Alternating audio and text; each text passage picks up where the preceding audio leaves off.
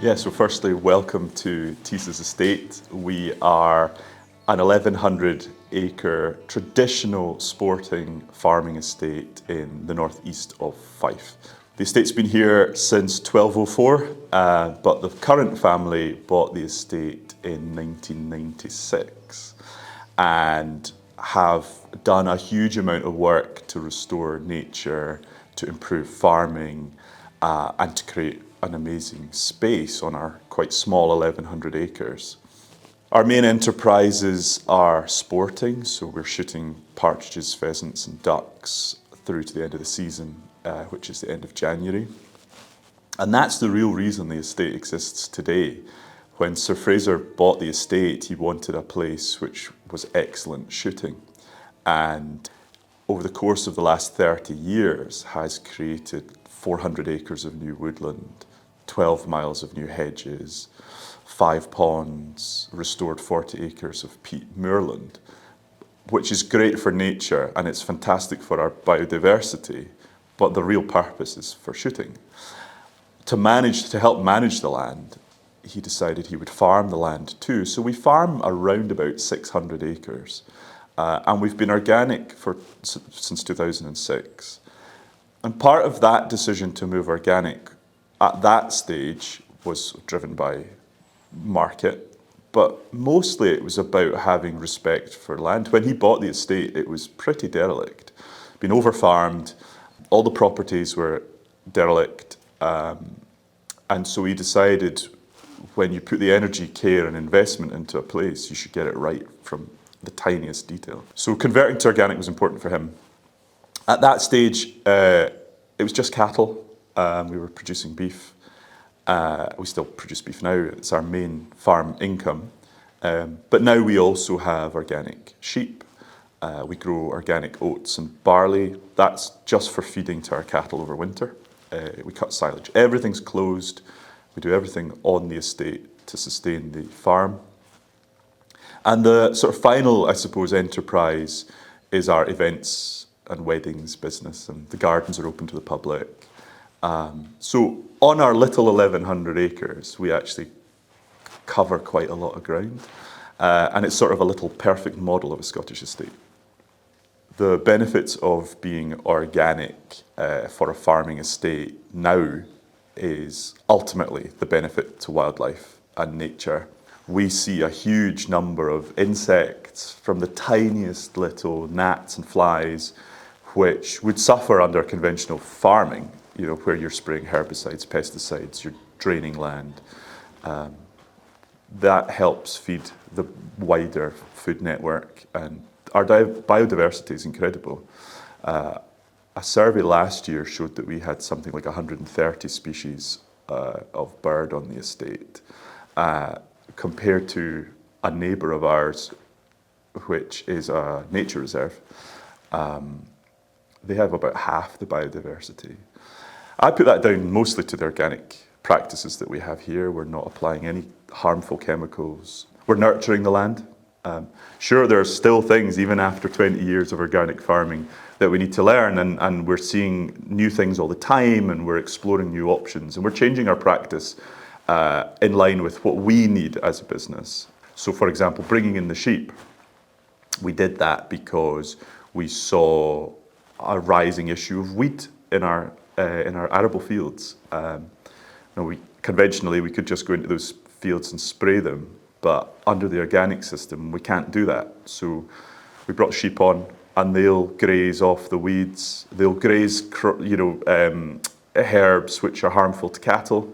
We don't need to spray. We don't need to bring in squads of guys to pull out ragwort, for example. It's a holistic approach. So the whole farm is organic, and we've converted, or at least we've brought some of those practices into the garden. So the garden here is 60 acres. We now garden the garden organically, which means we're not applying herbicides, pesticides onto the food that we're eating. It's the full cycle. If you're putting it into your body, you want to be sure what you're putting into your body. And that in turn is reflected in the landscape. You want to know exactly what's happening in the land You want the land to be self-sustaining. We're going through so much climate change at the moment that you need to know that your ground's resilient, that it can withstand periods of dry, that it can recover from periods of wet and flooding. And we've got that right here. Constraints about being organic just now, a couple of things. So there are quick fixes in conventional systems. You can just go and do. If you have a pest or disease that you need to deal with, you can just go and do it. But with an organic system, we need to think much more fully, longer term, treatment for a weed or a disease in consultation with our vets. And we've got a really good working relationship with our vet. And that's sort of essential for an organic livestock farm. We just have to think a little bit more widely. That's not a bad thing, but it just takes a bit more energy. And then I guess the other main constraint is we are totally, like everybody, but especially at risk of the market changing. Food prices are so high and are getting higher. The organic market is still a premium market. And the fear would be that people stop buying organic because they just can't afford to do that. And from my perspective, yes, that's bad for the business, but it's also bad for the environment, it's bad for society. We definitely don't want people to be choosing lower quality or lower nutritional food because they can't afford better. And that would be a fear that happens. And we as organic producers would need to react to that. And it would affect our business and our ability to continue to do that. As far as the business of the farm and its sort of financial position, our farm does make a small profit. With subsidy on top of that, we make quite a healthy profit, and that all goes back into the estate and helps us continue the work that we're doing on the estate. It would be an ambition of mine and of most producers and farmers that we manage to do that without subsidy. So when Sir Fraser bought the estate about 30 years ago, there were 2 full-time members of staff running the whole estate, and at that time the estate was slightly bigger. Now we have about 15 full-time members of staff. That's across the gardens, the farm, the gamekeeping, admin support, events. With contractors and part-time staff, we probably support 30 families in the community, which is another great kind of thing to celebrate from our perspective. Most people who work on the estate full-time are living on the estate, so we have quite a nice little community. And most people, in fact everybody, is multi-skilled, and we share the responsibilities across the place. If anyone needs help with anything, we divert to that. Yeah, there is an argument that we could use more staff, certainly when it comes to the event side of the business. And that's the newest part of the business, so we're going to be learning and changing and adapting. And I think that's key for diversification, is being able to adapt in time. And I think we've got that. We're well in the throes of diversification now. And that will in turn bring its own staff needs and community needs. About 7 or 8 years ago, we had a total culture change. And there was a realization that there are a lot of people in our community whose fathers, grandfathers, uncles, aunts worked on Teasses, and at one point Teasses was this big employer in the area. And I don't think that had been recognised by the family, or they hadn't appreciated the value of that. Maybe that would be fair to say. And so we first of all started to open the gardens and engage with the community. I would go out and do talks and things to the rural or whoever, and you would always find, oh yeah, such and such work there. Oh, I'd love to see it again. And so we thought, yeah, you know what, this is still important to people. Had the conversation with the family, and they were like, we've totally overlooked that, let's go for it. And then they were fully behind having a public engagement between the estate and the community. So we now open the garden on a Thursday and a Friday. It's free to the local community. They can come and wander through the gardens, and we set up a really lovely tea room in our greenhouse. And in there we'll sell plants from the nursery, veg from the garden. We'll share information about other things that are happening in the community, events that we'll be doing. And it's become a real community hub. And so this year, for the first year, we've decided just to keep the gardens open to the public all year. We would normally open April to September, but we're just going to keep them open because the community are gathering here and having lunch and sitting for the afternoon and chit-chatting. Now, from a business perspective, it doesn't really generate any additional income, but what it does do is it completely couples us up with the people around us, the people who we rely on. And that's been a key change to how we approach the business of the estate.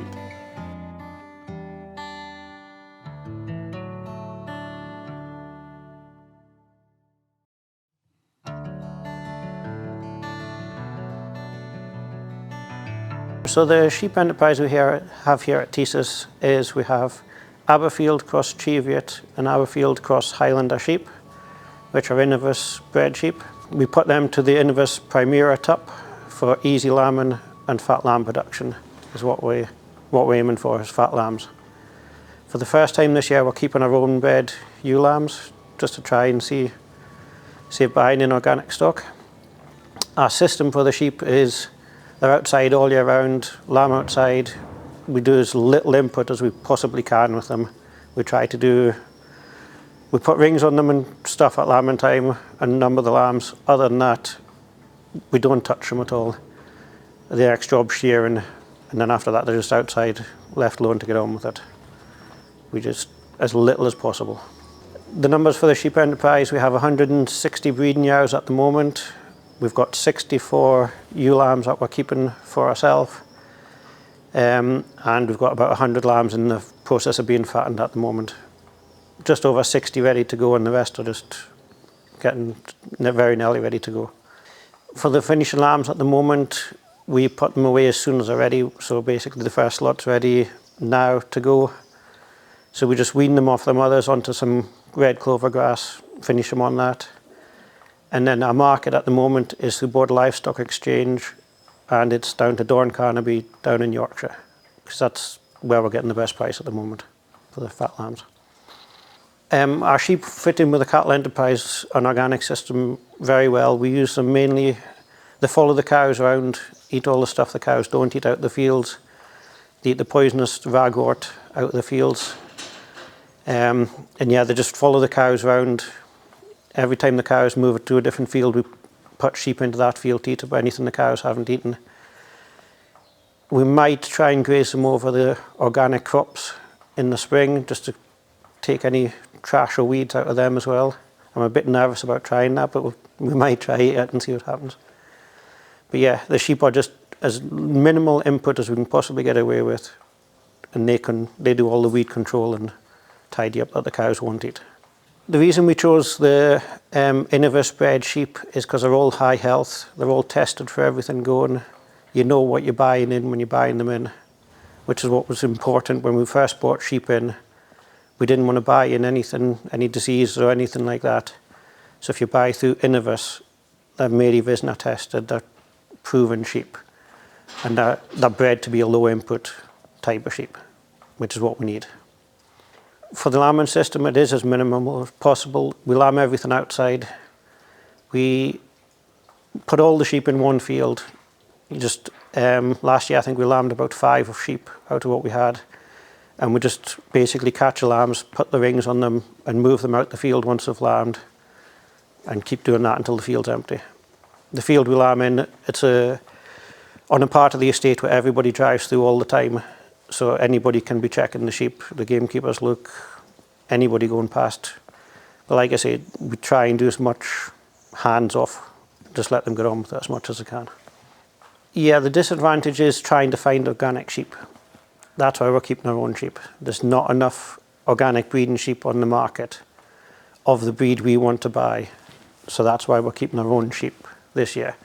Our plan was to keep buying in sheep until we get up to the number of, we want about 300 breeding sheep in total, and then we'd start keeping our own ones after that. But because of the shortage of organic breeding sheep in the marketplace, we've had to decide to keep our own this year. And I think now we're into the system, we'll just keep doing that until we reach the 300 that we want to be running all the time. The cattle enterprise at Teasses Estate, we put 150 cows to the bull every year. They're a mixed breed of cows, Angus cows, shorthorn cross cows, and Simmental bulls as well, and Simmental breeding cows. We're moving more towards a simmental because it finishes quicker for us in the sheds over the winter. We wean the calves at 9 months old into the sheds. All the cows is housed over the winter, and we put the fattening cattle in at the same time. We keep them, they go in as yearlings, they go back out for a summer on grass, and then they go back into the shed the following year for fattening, and then they're just sold out the shed as a fat before they reach 18 months old. Outside, the cows, they basically eat grass all the time. The breeding cows get given straw in the back end until they get housed, just to keep them out a bit longer, try and extend the grazing season a little bit for them. The fattening cattle are outside. When they're outside for the summer, they're predominantly just on grass. They get a little bit of barley or oats just before housing time, just to get them onto eating again. So this group here is on just about 2 kilos of barley a head a day at the moment, and then just grass. They've got a bale of straw to eat as well, just to bulk it out a little bit. The young stock, when we house them, they go on to just pit silage with a little bit of barley mixed to it. And when we house the fattening cattle, they go on to a ration of pit silage, and they get up to 5 kilos a head of barley a day in the ration to finish them as fast as possible and get them off the place. So we have as much shed space as possible for calving time. The adult breeding cows get a mineral bolus as they go in for housing over the winter. Once we confirm they're in calf, they all get an organic mineral bolus. Outside, all the cattle get organic cattle licks to keep the minerals up over the summer months for them. The fattening cattle don't get anything when they get housed the second year. The young stock all get a single mineral bolus just to get them into the system of having the minerals in them for the winter, keep them going. Currently we are using 2 Aberdeen Angus bulls, and we had 2 Simmental bulls, but we had, unfortunately, one died. So we're looking to replace that one with another Simmental bull. We did have a shorthorn bull for a while, but the frames were too big on the cattle, we couldn't get the weight onto them. So that's why we switched to a second Simmental bull. Going forward, we probably want 3 Simmental bulls and just 1 Angus bull, because like I say, the Simmental cattle finish faster for us. We do keep all of our own replacements on the cattle front. We select probably 15 to 20 heifers every year to keep retained for breeding from, and then any other heifers just fattened after that. We've been a closed herd other than bulls since we became organic. They are just coming on 2 years old at the first calving. The bull at a year old, just over a year old, so we calve them as 2-year-olds. Our finishing market, we finish everything on the farm. It all goes through Border Livestock Exchange. Our finishing, they're outside on grass and they're inside on silage and concentrate. I'm not so bothered about the weight of the animal at finishing. We go for the R grade conformation rather than weight. We weigh the cattle, fattening cattle gets weighed every month just to see that they are progressing. But when it comes to actually selling them, we just pick the ones that are looked right by eye rather than on weight. As long as it looks like it's finished properly, we send it rather than, it doesn't have to reach a certain weight or anything like that. It's ready to go, it goes.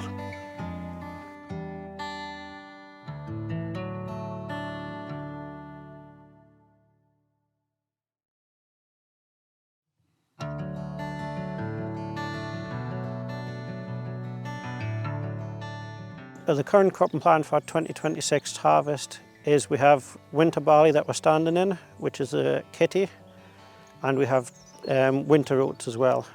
The previous cropping system that we had was everything was spring crops. We've moved, it was all spring barley when we started, which was good, but it was harvesting too late for us. A wet spring in this farm is a problem for us, and we can't get the crops in the ground quick enough. And then you were combining in October, and we were losing too much crop and not getting a combine, so we've tried to switch. This is our first year, everything is winter cropping, to try and bring the combining forward. And it means we can get the crop straight back in the ground after harvest. So we don't have any stubble over the winter now, because that's where we get the weeds from. Field standing empty and just a weed bed after that. So we switched all to winter cropping to try and combat weeds, give us better yields and combining quicker in the year. Yeah, this winter barley was drilled on the 21st of September. So in the spring our plan would be to springtime harrow it to control any weeds in it, flat roll it to control any pests in it, maybe graze it with the sheep. We'll see, maybe pre-lambing we'll run the sheep over it for a couple of weeks just to graze it down a bit. Then we combine it, we use all the winter barley and winter oats for feeding to the fattening cattle. We use everything on the farm ourselves. And all the straw that's produced is fed to the cattle as well. The cows are on straw outside at the moment. That's what we're using the straw up for. The soil health on the farm is a bit up and down. We need to put a lot of lime on some bits. What we do at the moment is we spread all the manure produced by the cattle, gets spread back on the farm. We buy all our straw so we don't have to give dung away to anybody, because that's our only fertiliser really. I know some farms like to do a swap straw for dung, but we need all the dung back ourselves, so we make sure we keep it all. It means the straw is more expensive, but it's our only fertiliser, so we need to keep it. We spread all the dung ourselves, either pre-ploughing crops, or we're going to try and spread some on the grazing ground this year to help grass production in front of the cattle over the summer as well. We do soil sampling, we do the manual soil sampling. We just take the samples ourselves across whatever field we're concerned about, or we generally either have concerns about a field and soil sample, or we do 10 fields a year, just random fields, just to keep an idea of what's happening in the field. Lime is our biggest thing that we need to spread at the moment. At the moment, we do a rotation of grass, oats, barley, back to grass. We're trying to branch out into fields. One of the fields we done this year was the spring barley we put in this year was a field that hadn't been ploughed for 27 years. So we ploughed it, cropped it with spring barley, and it's gone back into grass again. As soon as it was combined, it was ploughed and put straight back into grass again. So we're trying to break new ground that hasn't been done before to get out of doing the same fields year in, year out with repeated cropping, and improve the grazing on the whole estate as well. The more you can rejuvenate the grass, the better it is for everything. Cover crops, I was going to do cover crops in the field we're standing in, but because we were combined in time, I thought we might as well just go straight in with the next crop rather than wasting a few months and putting a spring crop in. We might as well just go straight into winter crops. So I don't think we'll end up doing any cover crops. If we can keep going with winter cropping or getting grass back in the back end, we'll keep doing that rather than a cover crop. Cover crops would improve health, but you're losing 4 months of potential production. The cropping works for us because it gives us all our own winter feeding. It improves the grazing ground. Putting the grass back in, you get young grass for better silage production, for better grazing. And it helps us, because we can keep the sheep are outside all year round obviously. It gives you more options, younger grass to move them around in the hard winter. You've got younger grass for them moving on to if they need extra support over the winter.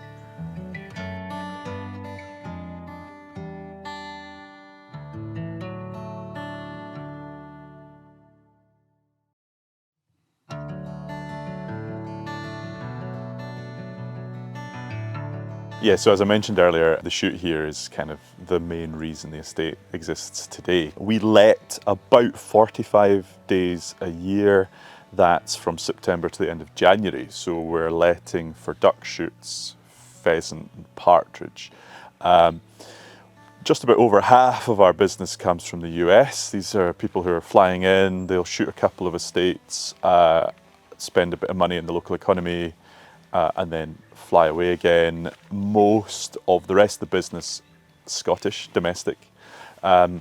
We'll shoot this year, we're forecast to shoot about 8,000 birds. All the meat produced from that is either eaten by ourselves, sold to restaurants or hotels, and a proportion of it is donated to the Country Food Trust. And they make dehydrated ration packs and then distribute those around homeless shelters, food banks, that kind of thing. So everything that's shot here is used in the food chain somewhere. It's the thing that's paid for the woodland creation, the loch, the ponds, everything. The birds pay for that. So as annoying as they can be when they're blocking traffic, they're paying all the bills. Yeah, so further diversification, we also host weddings here in our walled garden. So we'll have, 20 weddings a year, something like that, and it's venue hire only. They'll get the access for 3 days, bring in their own caterers, everything, the entertainers, and we just provide the facility for them to do that. And it's proving to be really popular. It's quite a competitive market to be in, but I think people are looking for something a bit different, somewhere they can put their own sort of style and make it really special, specific to them. So we do that. That's generally throughout the summer, although we do have some winter weddings availability too. We work with agents across the world actually, and they'll bring people here to do shooting, fishing, farm tour, safari, garden tour, foraging walks, just like a full day's itinerary for up to, I think the biggest we've got next year will be a couple of hundred people. We do corporate dinners, gala events, that kind of thing, quad bike routes. Basically anything that anybody wants to do, we can facilitate that here. It generates a heck of a lot of income for the estate, but requires a lot of input. It's a very resource heavy thing to do. So it's not applicable to everybody, but we are noticing a big difference. This coming year's the biggest year that we've had so far. Key to everything, the success to everything we do here is about nurturing the habitat that we've got and that we've mostly created. So we conduct biodiversity studies, we work with local people who will report bird sightings, we'll share that on social media. We've got all this wonderful grassland. You can see we've got long grass, verges, all the hedgerows, woodland, the 40 acres of restored peat moorland up the middle of the estate. We've re-wetted the land, and that's kind of key. Farmers in the past wanted to drain to create productive land, but here we've managed to balance it, everything in balance. So we've got lots of productive ground, and then we've re-wetted big stretches of the estate just to open up that habitat. Anything along that middle bit of the estate, that sort of 40 acres, we won't put any heavy machinery on. We'll use cattle, Highland cattle predominantly, to do conservation grazing, and that will help open up. The rushes and the reeds will take over if you let them. Pop the cattle on, they'll open up grassy patches, and then we've got lapwings and other ground nesting birds which will build their nests in that space. So we've got 3 species that we kind of seek to protect here. Red squirrels, we've got lots of them, and we will trap the greys. Barn owls, we work with the Barn Owl Trust. We've got barn owl breeding boxes around the estate. And the northern lapwing, which is under pressure from agricultural practice. So those are the 3 species that we target as protection species. But you just need to look around. We've got nature absolutely everywhere. It's quite noticeable when visitors come onto the estate because they always comment on the bird noise, the sea squirrels, deer, hares. So we're quite proud of that. In fact, we were awarded a Purdy Highly Commended Award in 2019 for our combination of good sporting but with conservation at the heart of it. Yeah, so we've obviously got our winter sporting, which are driven birds. We've got some walked up days, but we also shoot throughout the summer too, summer sporting. So particularly with hotel guests from St Andrews, we work with quite a lot of hotel partners. So they'll come and do a bit of clay pigeon shooting, 2-2 rifle shooting on our rifle range, or a bigger day. We actually have simulated clay days here, so simulated game days. We've got 2 clay traps, they'll go out, and it is basically like doing a full driven day, but you're shooting clays instead of birds. So we call it all the fun without the feathers. And that's really, really popular. It's great with people who are into shooting anyway, because it is quite challenging. I mean, it really does feel like you're shooting birds, but it's usually sunny. You can wear your shorts, it's a bit more of a relaxed event. So that's kind of one way we've diversified the sporting side of the business. We're also looking at other things, simulated stalking, all the fun without the fur. And it's just it's a bit more available to most people. The price point's a bit cheaper, and young people, young farmers particularly like it. It can definitely be a challenge trying to do so much in such a small space. I mean, 1,100 acres in theory sounds massive, but it's not at all. And it can be quite controversial in the sense that the labour pressure moves with the need. So if we've got an event, a corporate event, for example, a big corporate event, most of the staff will be involved in that in some way. And of course that impacts on farming. You know, we have to be mindful of what is the sort of 9 to 5 job, if there's such a thing in the countryside, but what is the bread and butter? Let's keep doing that. Everything else is on top of that, so it shouldn't take precedence over the farming, the sporting, but sometimes there is a bit of a culture clash. The diversification journey isn't over for us at all. I mean, we are really at the start of it. I'd like to see diversification in the sporting options that we provide. So we do simulated clay shooting here, we do clay pigeon shooting, we do rifle practice. That's really attractive to corporate business. We also offer garden tours, garden events, open evenings, special occasions, weddings, all that kind of thing. But the farm is where I think we should be able to diversify a little bit more. And I've been following the Scottish agri-tourism group quite closely for the last few years, and that's a brilliant body of people and a really strong economic development, I think, for Scotland. And we see a lot of tour groups come across the estate in a year, and there is ever growing interest in farming, land management, land use, but heritage as well. And Scotland is a rural country, so we should be able to celebrate that with people.